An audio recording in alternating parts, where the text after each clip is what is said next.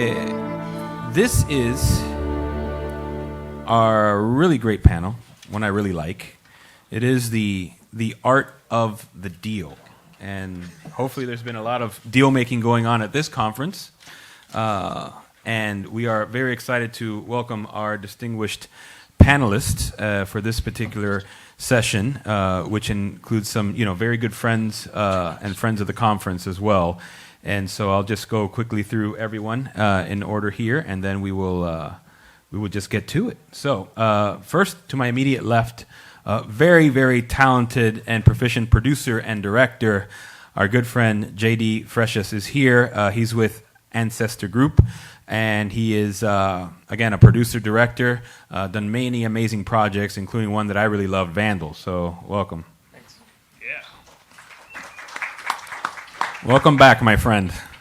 And a new friend from across the pond, Mr. Stewart Mackinnon, who is the CEO of Circle Pictures, produced and directed many amazing projects over the years, but most notably and most recently, the hit Amazon series, The Man in the High Castle. So welcome, Stewart. All right. Another new friend, but we're getting along great, and we're happy you're here. So excited. From Vertical Entertainment, Francois Martin is with us.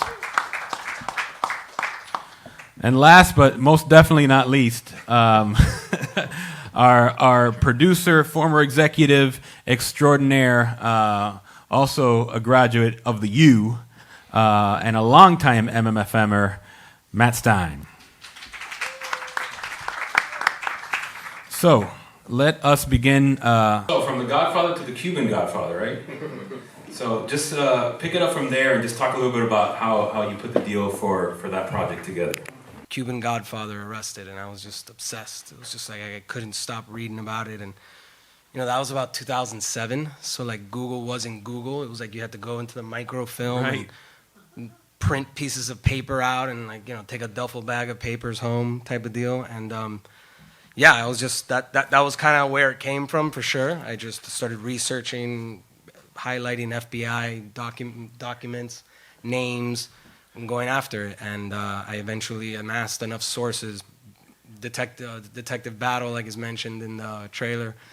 I found him. I was looking for him for 2 years. I found him in Kansas City, working as a golf pro, writing a memoir in the investigation. So imagine how excited I was. So that was just kind of like my life for years, until actually I had a meeting with Benicio del Toro in 2013. That happened because I snuck into some big-time producer's party in Beverly Hills, basically. Like, I randomly met him that night, but by accident, and I pitched him obviously it was the two Latino guys in an A-list Hollywood party, so he heard my accent. He's like, "You're not from around here," and vice versa. We were just hamming it up on some Latino tip, and then I pitched him right away. I told him, "Hey, I know you've heard this before, but this is different. I have a project that we're going to win an Oscar with." And he's like, "Oh, I hear that all the time." But then I went into the pitch of that. I told him what it was, the story, how long I had been going after it, the sources I had, everything. And then he's like, "All right, let's go." So 2 weeks later, we meet. And he wanted to jump on board. He wanted to be as helpful as possible. He was awesome. It was a 3-hour meeting. He's like, "Whatever you need." But this memoir that this detective is writing, these 1,000 pages, they reads like a police report. No studio executive is going to read that. So you got to find someone to write a book on this. So, go, kid. Go get the book written. And I'm like, okay. And then I lose touch with him. The person that was the go-between me and Benicio got fired from the company, and that's how Hollywood works. You lose your contact. No agent. When you're like nobody and you haven't done anything, no one's getting you back in touch with Benicio. So for years, I was like, oh man, that's a bad beat. How do I get back in front of this guy? I'm going to go get the book done, like you said. So I approached this guy, TJ English. And it wasn't just cold. It made sense. He had written a book called Havana Nocturne, which was about the Italian mafia in Cuba and all the casinos they had. It's a New York Times best-selling book. It was an incredible book.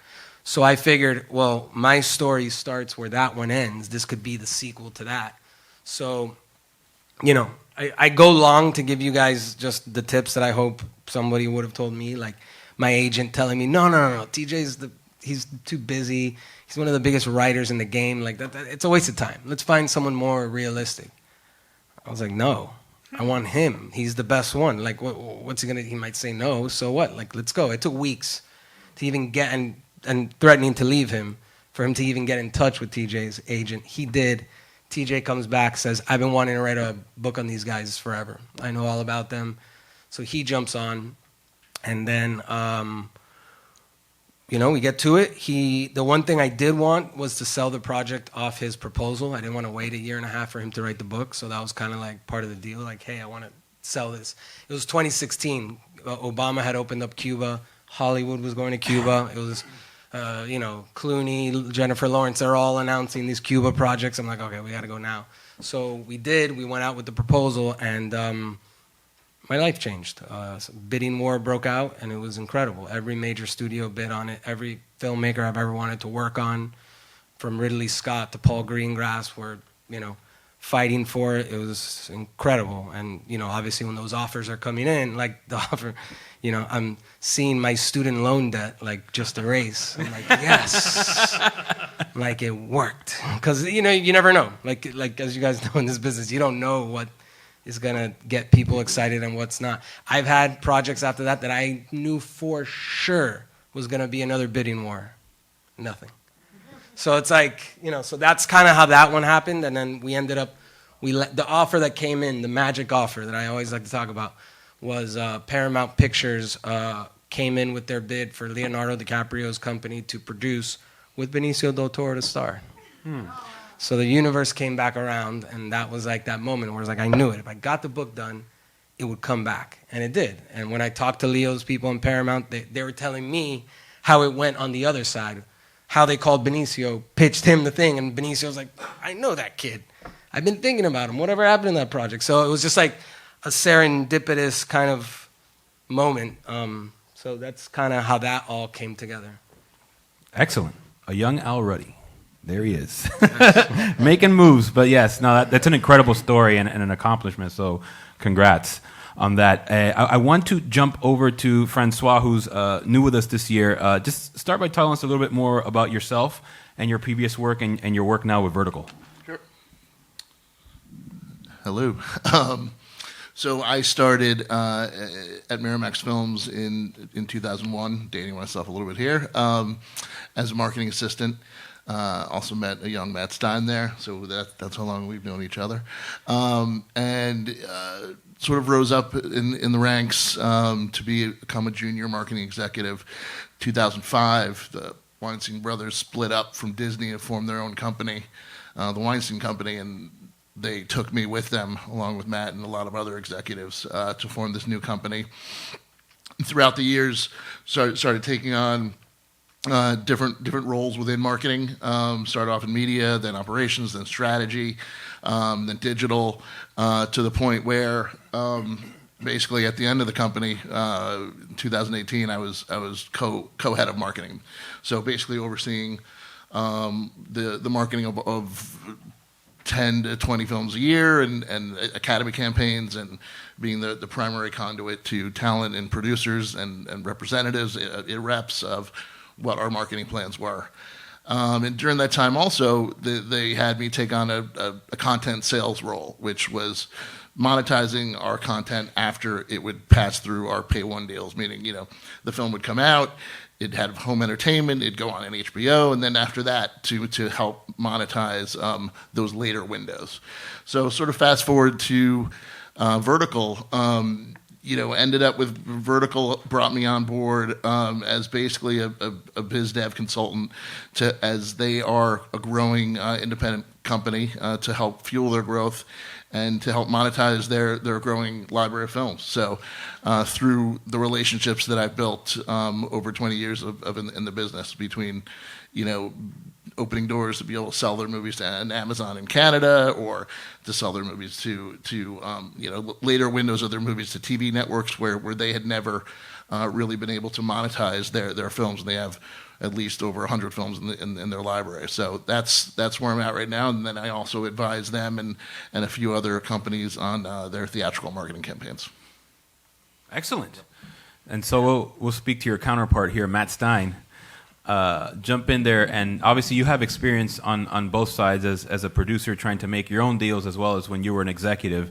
Just talk a little bit about on both sides of the deal-making spectrum. Yeah, absolutely. And actually, to dovetail immediately off of what Francois was saying, I can sort of combine all of this into one, I think, which is basically that sales, marketing, obviously huge for anyone on either side of the table, producer or executive, right?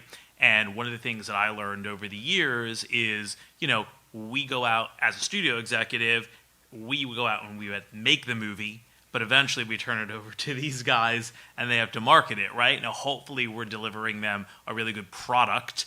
Sometimes we didn't. And these guys saved our butt, and ultimately the movie was not very good, but the marketing was fantastic, and we at least got an opening weekend out of it. And that's what you call a cheat. Yes, yes, a fastball. Yeah, there's different vernacular for it, and they definitely threw a few fastballs and saved our butts. But obviously, as any producer, studio executive, or television executive, or television producer would want, is to make a great product that then they can deliver to marketing. The sales side is something that at a studio, especially a smaller one, we learned and thought a lot about. At some of the bigger studios, it's sort of bifurcated. And as a producer, I've even had a lot of conversations just the last few days with people about windows and monetizing, and this is something that is a little into the weeds, but it's actually really important to think about, because when you sell your project and it's ultimately made, or you make it and then you go sell it, how is it going to make money? How is it going to be monetized? And these days, there's a myriad of different ways that can happen. Anything from a streamer buying out all worldwide rights in perpetuity to just maybe a small licensing deal for like 2 years for the U.S. exclusive, and you maintain all of those other rights. So I can go further, and this can get really wonky, but the bottom line is it's really something that I think about more and more as I develop projects as a producer. And the experience of having been on the other side of the table is super important, because then you go, okay, what do the marketing guys or gals need down the line? And how are they going to be selling it? And what rights can I maintain? And what is the best interest for both me and the project? So it was great sort of coming up together at the company, especially where we came up, because we got to learn and synergize a lot. I don't think there was one project where Francois wasn't involved very early in the production, knowing sort of what we were doing, and me being invited into a lot of marketing meetings to just comment on TV spots and trailers, or go, Matt, you have to tell the director to go get these shots because we're doing this TV spot or trailer, and we can't make it work without it. So the synergy of that was like really, really important. So hopefully that hit on a little bit of the stuff that you were talking about, and how producers and studio executives now more than ever need to be thinking and working with their marketing departments and their sales teams. Yeah, it was pretty good. No, that was awesome. Thank you, Matt. Excellent summarization of that. And now we'll turn it over to our good friend Stewart. And similar to Jose Daniel, to JD, you optioned the book, right?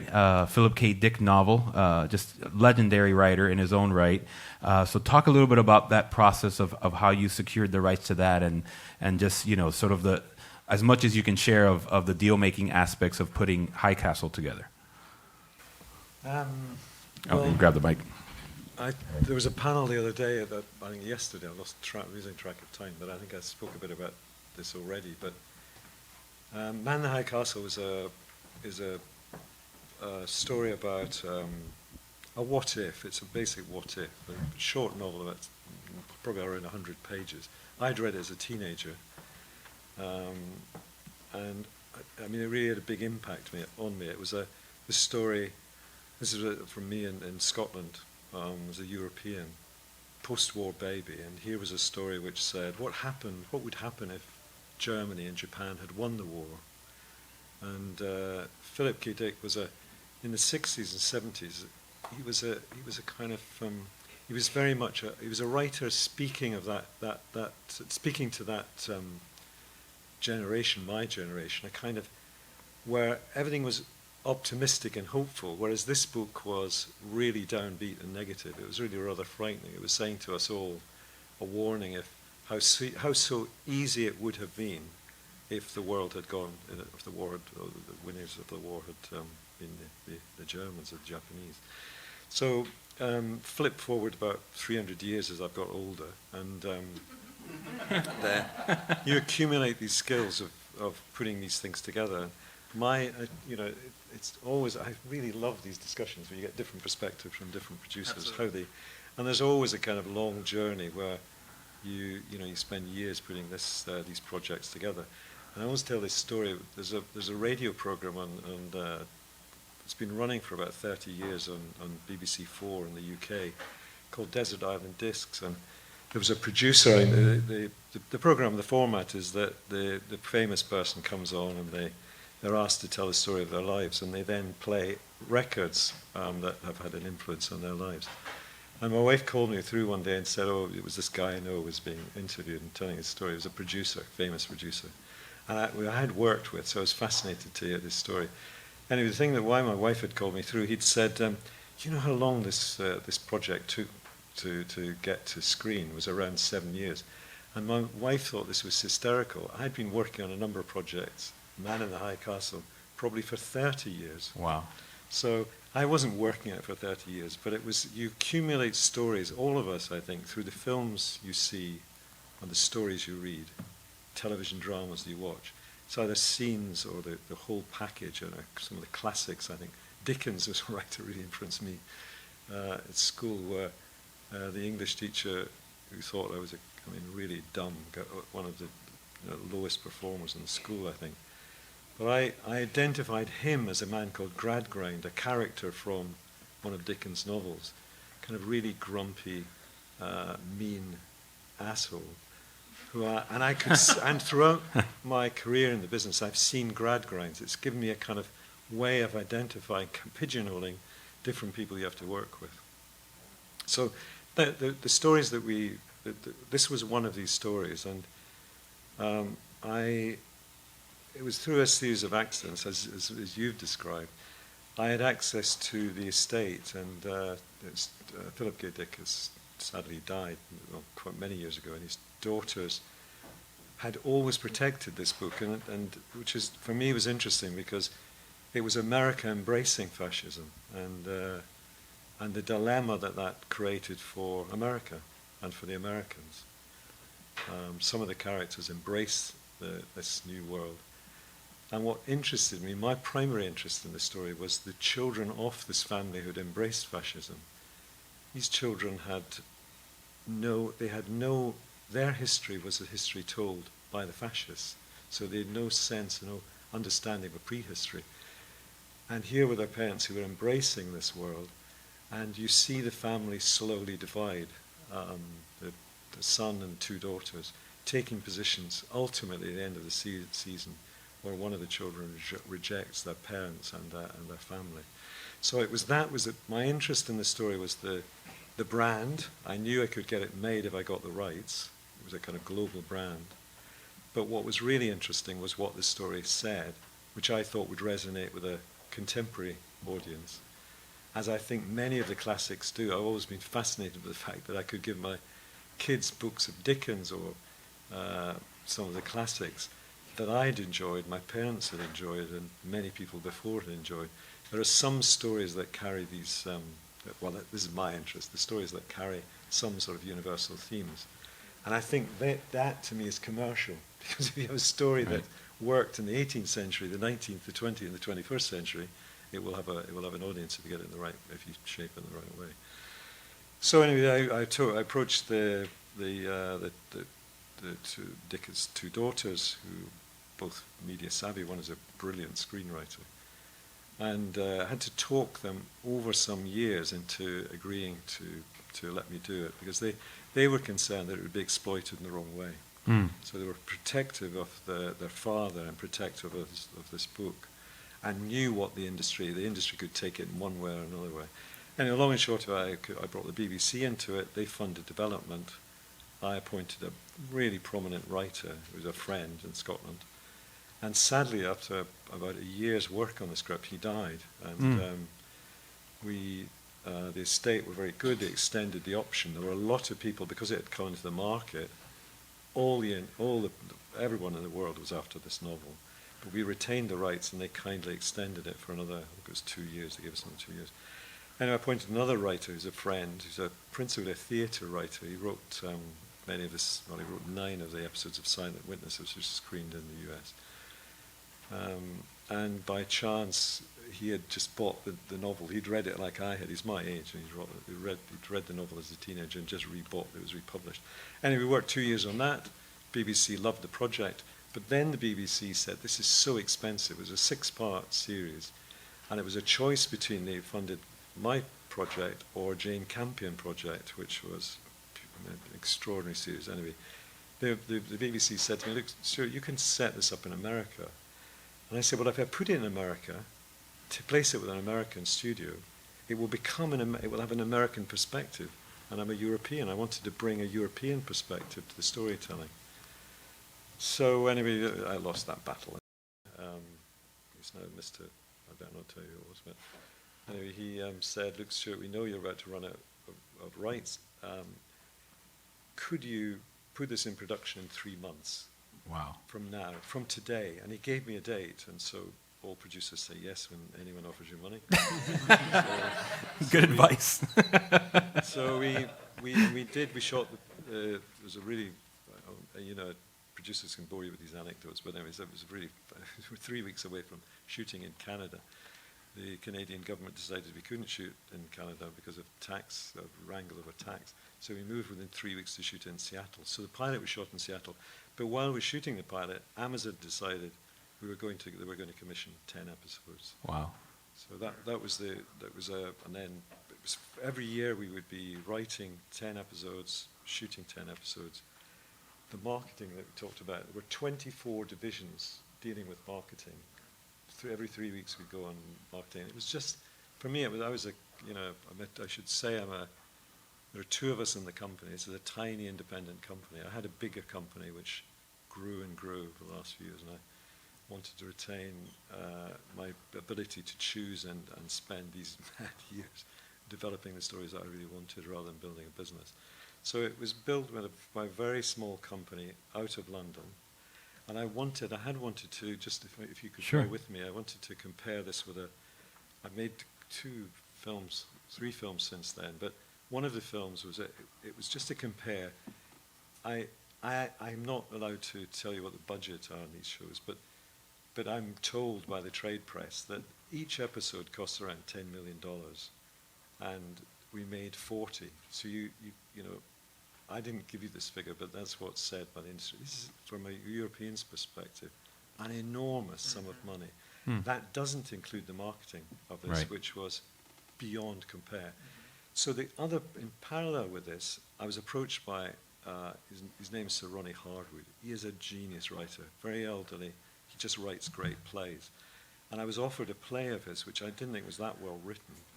But he said he would polish this as a Now, we budgeted this. I wanted to run through this really quickly as a comparison. Right.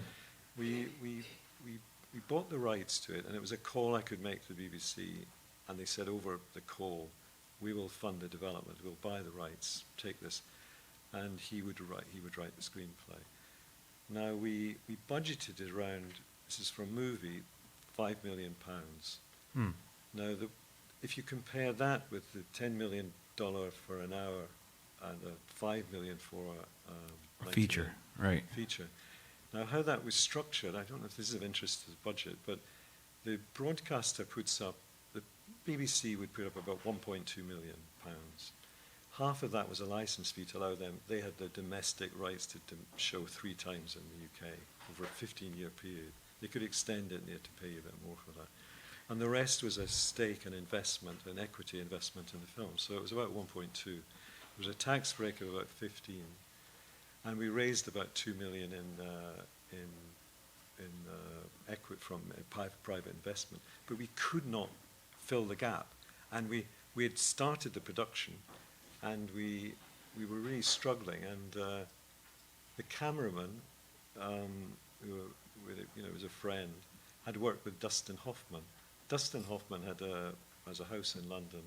They're mates. He'd worked with them. Dustin read it, and I had a call from Dustin Hoffman. I thought it was a joke.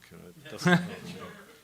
And he said, "This is Dustin Hoffman." Anyway, Dustin said, "Look, I'll do this. I'll do it, whatever. I really would like to do this." And it was his first directing project. And I'm not speaking out of turn when I say this. So I was in Cannes at this event. I was approached by 2 execs in the US who said, "Never work with this man. He's a nightmare. He'll never allow you to finish the film."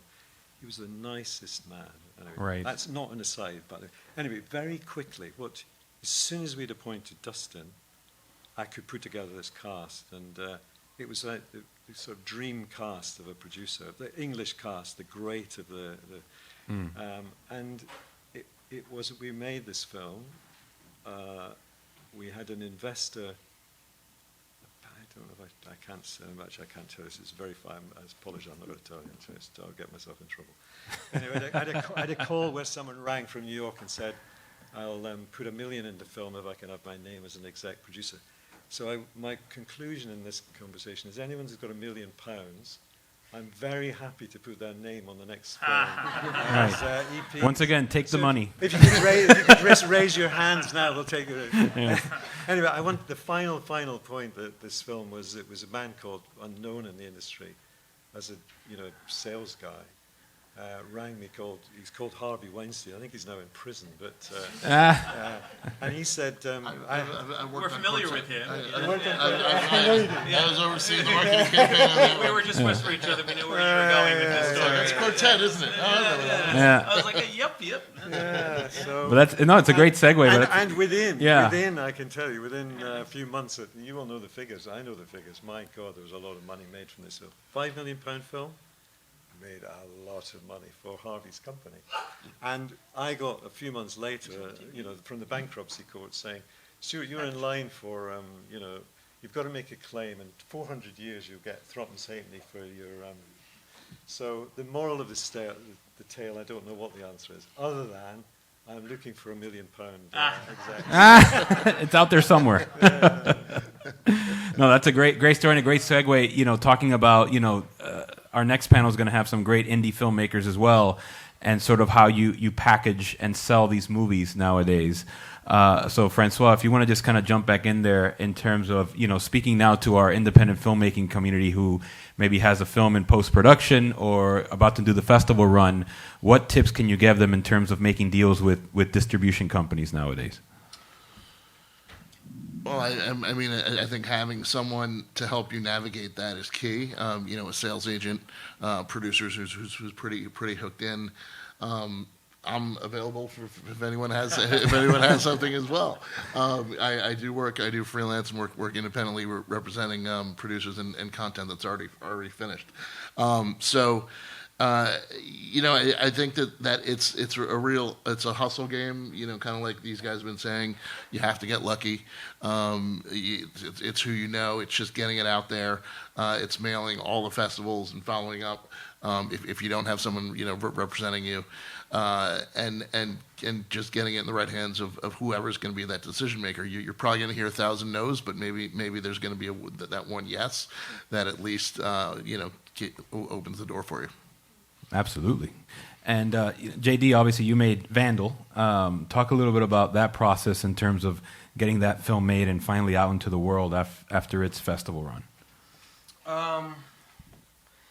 Yeah, that was a project I had wanted to make since I was in film school too. I come from the graffiti world, so I used to do graffiti when I was younger, and it was just a movie that I knew I had to make. That whole film was privately financed. I've done 2 indies besides just like the more Hollywood studio deals that I have, but I made 2 indies. Both were financed privately, and you know, what can I say? It's like you get a gun and a knife and you go make a movie. That's you know, that's kind of. I mean, you know, you've made films. It's like first film the budget was 320. My second film the budget was 2.5 million. So, you know, it doesn't matter whatever you have, you got to go out and make it. You know, so it's. But yeah, we made it. Shot it in 2016, and then, you know, it was the first time I had ever directed anything. Really, I'd never directed a commercial, music video, anything. So that was just like a whole different experience from like being I produced the film too, which was a lot. But it's just a whole different skill set. It's a whole different department, a whole different thing you're thinking about when you're in the director's seat than just being the producer. And yeah, we shot it in 2016. The editing, you know, it took us about a year to post, a little bit more. Then there was the festival run, and then COVID hits, Right. and it all stops. And we had a deal. We had an offer from Vertical Entertainment. Oh yeah, I'm not remembering his name, but there was Josh? yeah, Josh, great guy. So there was an offer from Vertical to put it in X amount of theaters, and then go digital, and they were super excited about the film, but we noticed that theaters were closed down, were shut down. So there was a whole, it was just a whole thing to consider, and we really just held the film. We were just kind of scared. We're like, we don't want to just whisk it out on the digital world. So we sat on that film finished for about a year and a half, and then finally put it out this fall through 1091 Pictures, and they did a great job. It came out on Fuse. It just got nominated for a Hollywood Critics Association award, which was cool. So Congrats, man. It's been a good run. I don't know what the specific question was. No, I think you covered it. Okay, so that's the broad strokes. Not to go too long, but you can watch it now. You can go Amazon, Apple. It's called Vandal. It's on anywhere where you can buy or stream a film online. You can see it, and yeah. Yeah, and I can say I saw it at the Miami Film Festival. It was an excellent film. Really, really well made. Thank you. Yeah, absolutely. Matt, jump in there. Any unsold windows on that? This guy might be able to get into it. We're going to make a deal right here in the room. International. You know how it works when you just kind of turn it over. Yeah. All right, guys. They have it for 10 years. No. 5. One of the things I wanted to bring up about this sort of the hustle game, right? We talked about it a lot from when you have the movie made or the marketing or the television show or whatever. But one of the hardest things that is also part of the hustle game, which it really all is development money. And I this popped into my head when you were talking about the 270,000 pounds. That is a pretty good number, but there's a lot more in studio land and big TV land. That 270,000 pounds is not that much money. And it's interesting because you're all probably trying to create projects out there as well. And, if you're not writing them yourself, you're probably looking to hire a writer to write it for you. And development money is something that, especially desirable writers aren't going to write. Chances are they're not going to write on spec. So you need somebody to pay that writer. Development money is very hard to come by.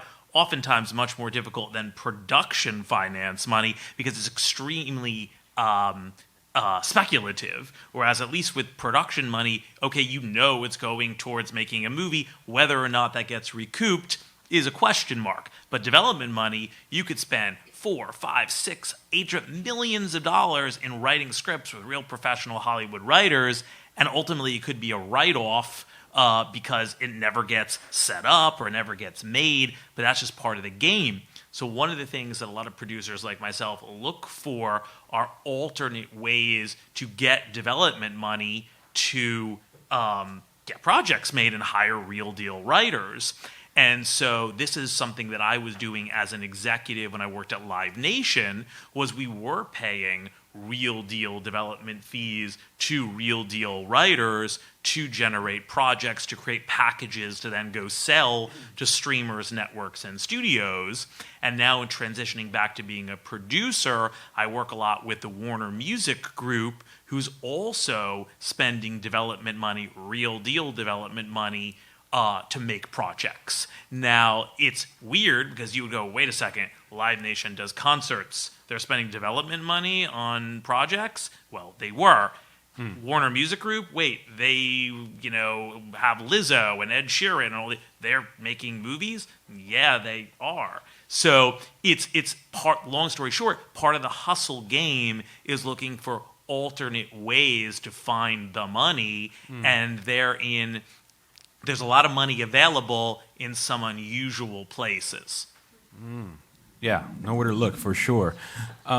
And it's funny because now you mentioned something about in terms of building your package, right? And obviously one of them is the script and your screenwriter. Talk a little about making deals with talent attachments, because a lot of times, as you know, it's the chicken and the egg, right? You need a certain talent to get the financing, but they won't give you the money until you have the guy.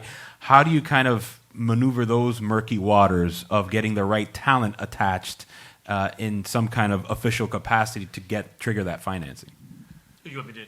Okay. Why not? So I'll try. We'll get other people to chime in. Yeah. So I'll try to be quick. It's a long, sort of complicated process, but bottom line is that talent can come in a few different ways, right? The talent could be an actor. The talent could be a director. Maybe the talent is just the writer or the producer, right? So maybe it's having Lizzo attached as a producer, and Lizzo has a deal at Amazon, makes the project happen, right? Because Amazon has a deal with her and she's a big star. So that's really exciting. Done. Your project is either being bought or go into production, right? Or in the sort of the independent film financing mode, you could have someone like Leonardo DiCaprio or whatever, which gets it made at a streamer or a studio or whatever, or someone like more in vertical world, right? Like Gabriel Byrne or Frank Grillo, or one of these actors where they aren't necessarily huge global stars that you can get $100 million budget off of, but all of a sudden having those stars will trigger certain deals in mainly international territories, and then all of a sudden, it's a combination of the pre-sales, tax incentives, soft costs, maybe some private equity, and you're off to the races. So, but here's the deal. At the end of the day, you have to have a great project or great script to even get them to then trigger all these other things. Absolutely. Yeah, that was great. So I want to turn it over to our audience now. We do have time for a few questions, and we'll start up here.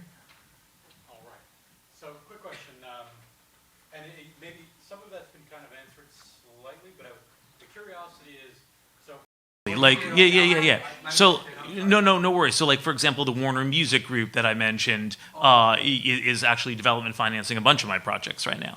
Live Nation kind of did Stars Born, and they got involved in that. Different model there, because that was a Warner Brothers property that Live Nation came on board with an equity investment, so it wasn't development money. But when I was at Live Nation, we did seed the development of projects through development money. Cool. Awesome. Got any more questions here? I have one for him and your movie. After the window of the movie in Amazon or Apple, that I guess is like 18 months, what's going to happen with that? The rights are going to go back to you, or?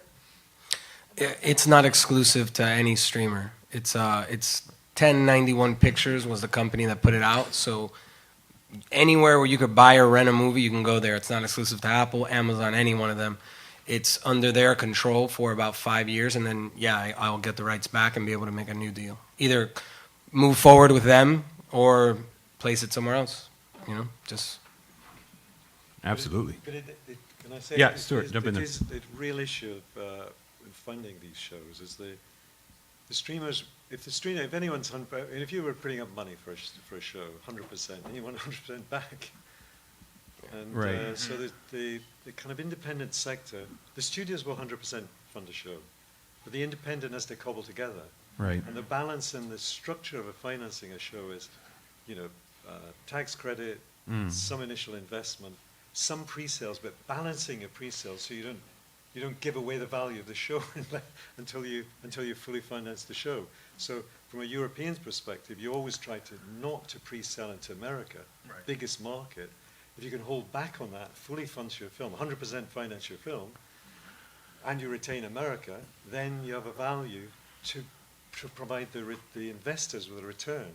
So once everyone's paid off, then you have some return. When it comes to the situation with some of the streamers, if it's 100% funded, the deal that we had to do, and boy, I had some really powerful partners with Mackinnon Castle.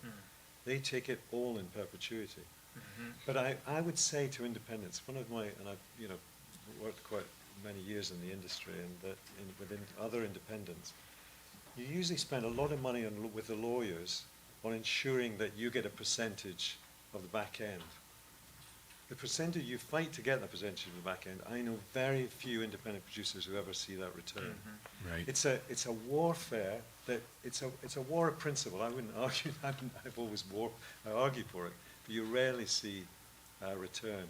There's so many people in the waterfall that will take money before it rises. The distributor, and I'm not criticizing. Everyone's got to run a business. But the chances of recouping are really good. If you take this film Quartet, it recouped in a few months. Everyone was paid back. Yeah. But the profit from that is very difficult to recoup, because it's through layer upon layer upon layer over 20, 30 years. This film Quartet I saw on television. I've seen it on platforms. I've seen it on television. To track that is a business in itself, and there are businesses that track it. The big organizations do track it. The small organizations don't have the resources to track it.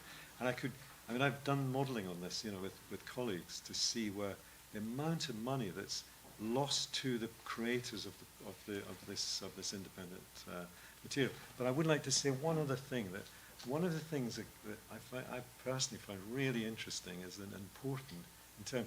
Stories are stories. You have a good story, but that story, your reference to the story that might want to work internationally, is one part of that, the boxes you have to tick. The other is to determine what scale of budget you want to set the film at. Because if in the UK you reach a sort of a glass ceiling of about £5 million, beyond that you can't fund it in Europe unless you've got some millionaire who's prepared to lose money.